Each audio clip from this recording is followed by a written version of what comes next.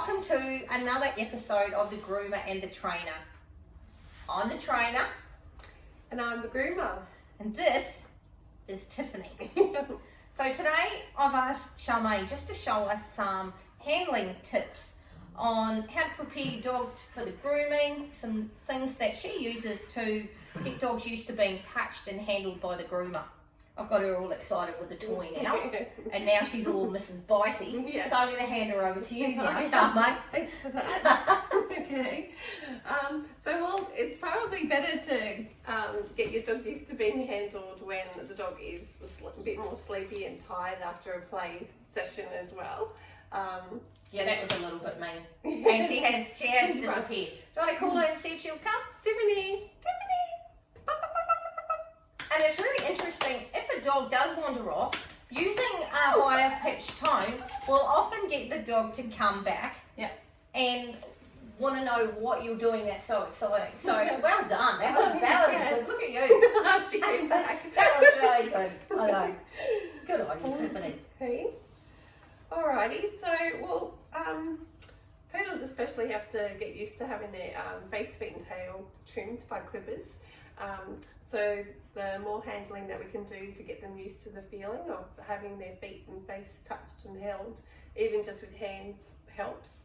Do you want to swap your hand maybe from a toy or something? Yeah. So what's your tip? What would you do? So now she's mouthing you, and we really want to talk about handling.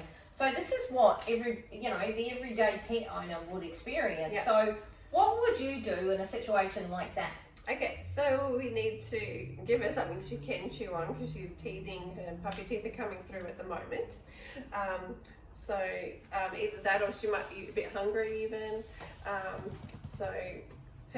She disappeared with her chew toy. Yeah, there you go. Have a munch on that instead, and then while she's munching on that, we're just going to separate all her feet and her toes, wriggle her nails, okay, so she gets used to the feeling and the sensation of all those toes being moved around, okay?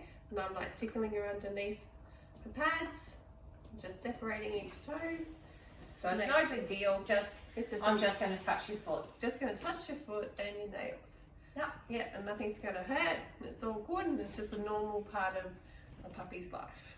Yeah, it's awesome. So the other thing that a puppy needs to get used to is being trimmed around the face, especially long-haired coated dogs. And what I tend to do is, even if you can just use your fingers to go over their eyes, so that gets them used to the fact that scissors will be going across their eyes in the future. So just helps desensitize them to that movement of their vision.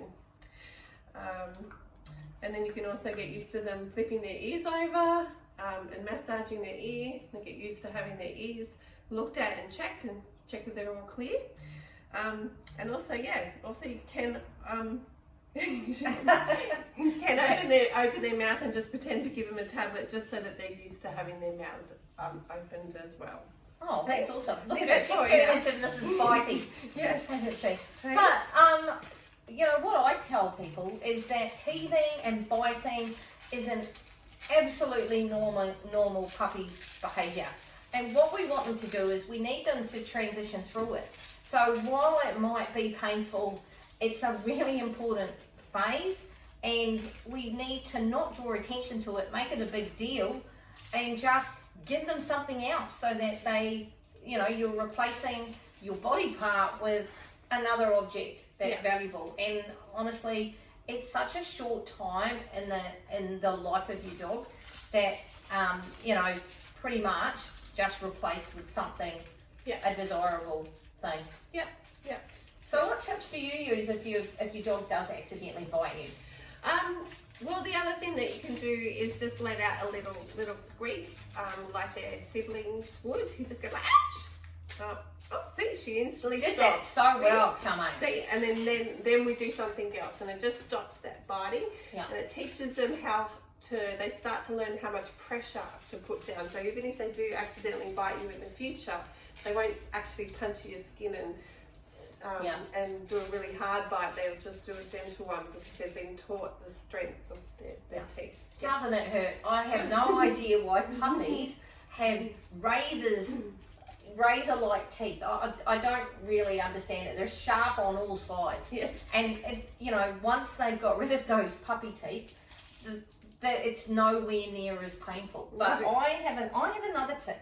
So if I'm playing with a puppy and they accidentally bite my hand instead of the toy, the game is over immediately. So, you know, in my world, in my thinking is that, you know, it's never okay for a dog to put their mouth on a body part, even if it's by accident. So I don't make a big deal of it. I just end the game. And they soon learn that, you know, for the fun to continue, they need to be more careful and a bit more deliberate about what they are grabbing hold of.